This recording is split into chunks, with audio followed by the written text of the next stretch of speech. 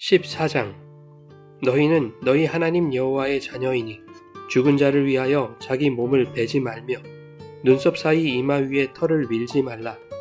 너는 내 하나님 여호와의 성민이라.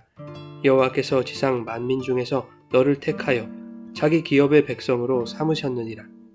너는 가증한 것은 무엇이든지 먹지 말라.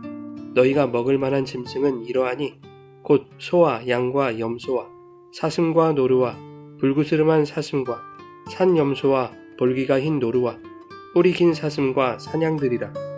짐승 중에 굽이 갈라져 쪽발도 되고 새김질도 하는 모든 것은 너희가 먹을 것이니라.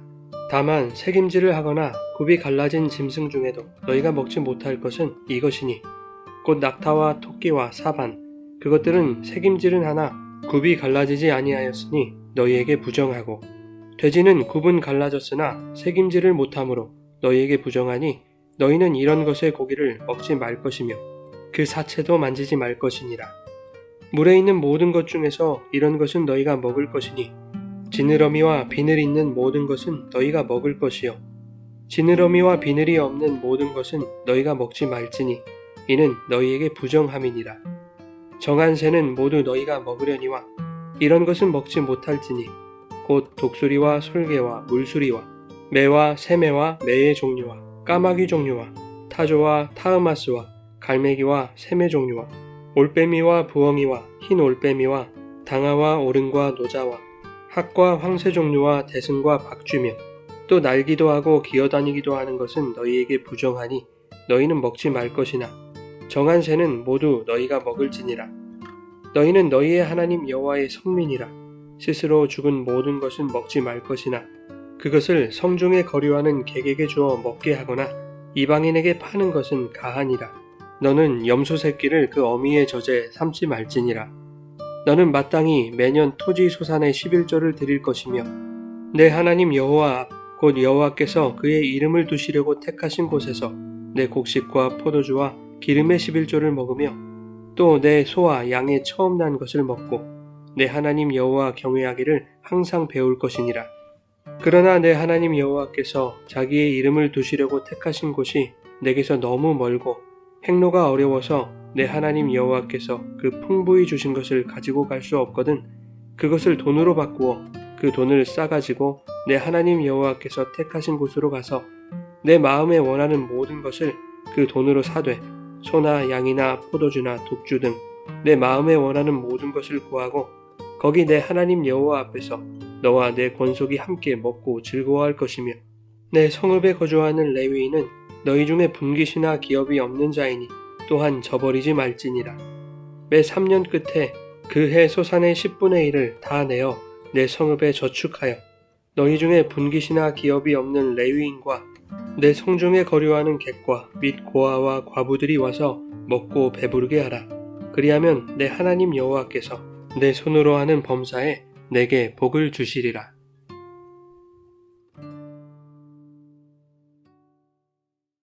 여러분 좋은 아침입니다. 오늘도 말씀의 은혜가 여러분의 삶에 풍성히 임하기를 소망합니다. 13장에서는 우상숭배를 하거나 우상숭배를 종용하는 자는 가까운 가족이라 할지라도 반드시 죽여야 하며 온 성읍을 멸해야 할 정도로 우상숭배의 죄가 중하다는 것을 강조했습니다.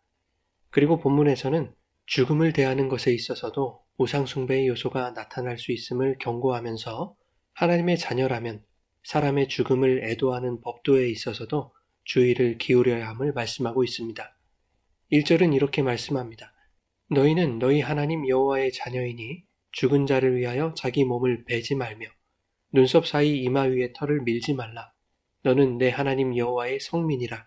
여호와께서 지상 만민 중에서 너를 택하여 자기 기업의 백성으로 삼으셨느니라.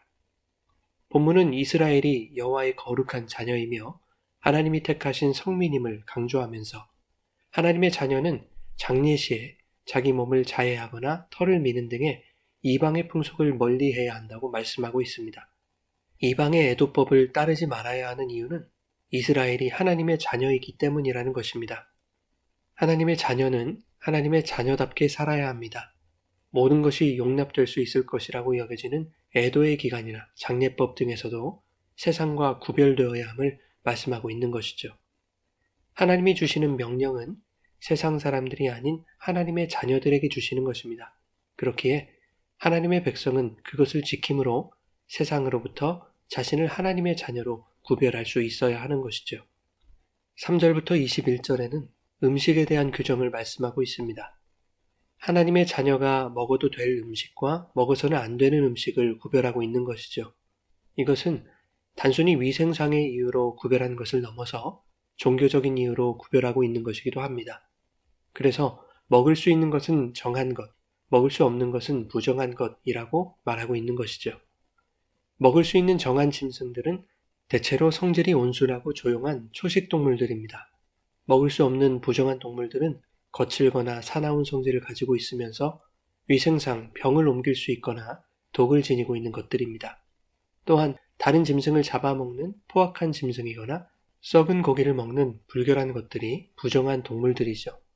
이처럼 하나님이 포악하고 사나우며 불결한 동물들을 먹지 못하게 하신 것은 위생적인 이유도 있겠지만 이스라엘 백성의 삶이 부정한 짐승들의 그 더럽고 거친 성질에 영향을 받지 않고 내적인 성결과 영적인 거룩함을 이루기 원하셨기 때문입니다. 그런가 하면 19절에 날기도 하고 기기도 하는 것은 부정하다라고 말씀하고 있습니다. 정체성이 불분명한 것을 말하는 것이죠.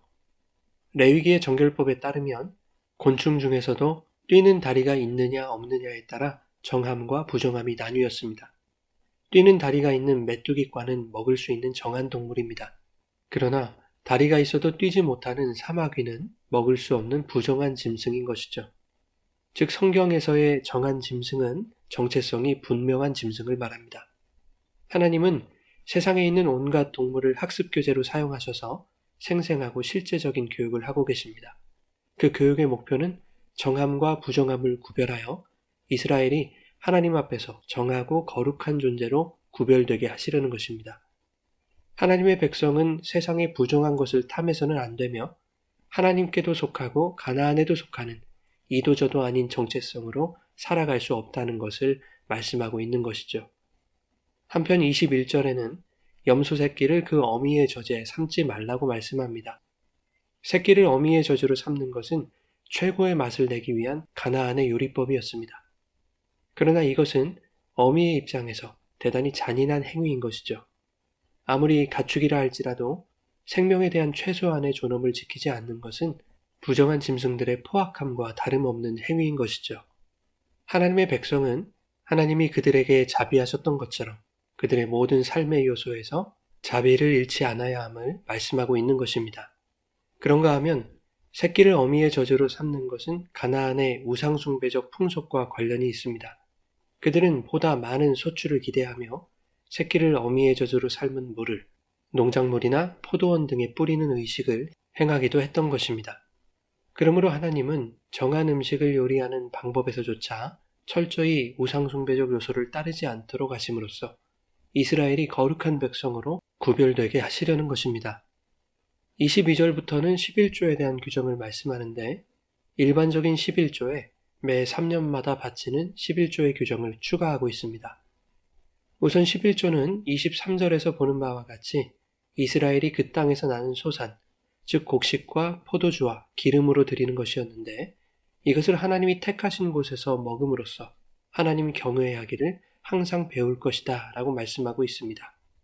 즉 하나님의 입장에서 11조는 여호와께 바치는 것에 강조점이 있는 것이 아니라 11조의 규례를 행하는 순종을 통하여 이스라엘이 하나님 경외하기를 배우도록 하시려는 목적이 있었다는 것을 알 수 있습니다. 본문 26절에 보면 11조는 바치는 자의 가족이 함께 먹고 즐거워하는 축제로 묘사되고 있습니다. 그런데 27절은 분깃이나 기업이 없는 레위인들을 저버리지 말 것에 대해서 당부하고 있죠. 특히 28절과 29절은 매 3년 끝에 드리는 11조에 대한 추가 규정을 말씀하고 있는데 레위인뿐만 아니라 성중에 거류하는 객이나 고아와 과부 같은 어려운 처지에 있는 자들을 위해 사용하라고 말씀하고 있는 것이죠.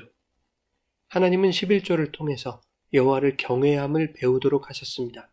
그런데 여호와를 경외한다는 것이 공동체 안에서 함께 먹고 즐거워하는 것, 그리고 레위인, 고아와 과부를 돌보는 것과 무관하지 않음을 말씀하고 있습니다. 하나님은 삶 속에서 하나님이 부정하다고 여기시는 요소를 제거하기를 애쓰며 늘 정결하고 거룩하게 구별되기를 원하는 자들이 그리스도 안에서 예배로 모일 때에 생명의 양식을 함께 먹고 즐거워하도록 하십니다. 또한 그 은혜의 풍성함과 기쁨뿐만 아니라 하나님이 우리에게 베푸신 자비와 긍휼의 마음이 어려운 이들에게도 성도를 통하여 아낌없이 흘러가기를 원하시는 것이죠. 사랑하는 여러분, 오늘 우리의 삶에 우상적 요소가 사라지며 하나님의 풍성한 은혜를 함께 나누고 기뻐하는, 그리고 이웃에게 하나님의 자비와 사랑을 아낌없이 전하는, 그렇게 하나님을 경외하는 정결하고 거룩한 삶의 예배가 되기를 예수님의 이름으로 축원합니다.